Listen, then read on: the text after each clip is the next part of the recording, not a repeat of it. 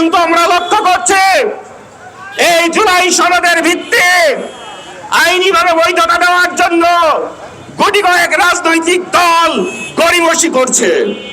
তার মানে এটাই দাঁড়ায় জুলাই সনদের পূর্ণাঙ্গ আইনি ভিত্তি তারা দিতে চায় না।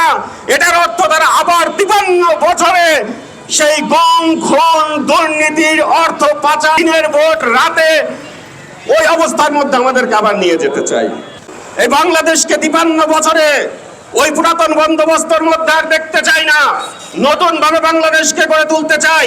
পিছনের সমস্ত অপশক্তিকে পদতলে চূর্ণ বিচূর্ণ করে বিশ্বের বুকে বাংলাদেশকে নিয়ে সামনে এগিয়ে যেতে চাই, মাথা উঁচু করে বাংলাদেশকে দাঁড় করাতে চাই। তাহলে অবশ্যই জুলাই সনদের আইনি ভিত্তি প্রণয়ন করতে হবে।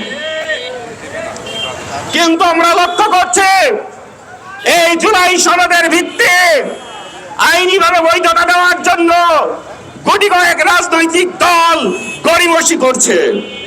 তার মানে এটাই দাঁড়ায় জুলাই সনদের পূর্ণাঙ্গ আইনি ভিত্তি তারা দিতে চায় না।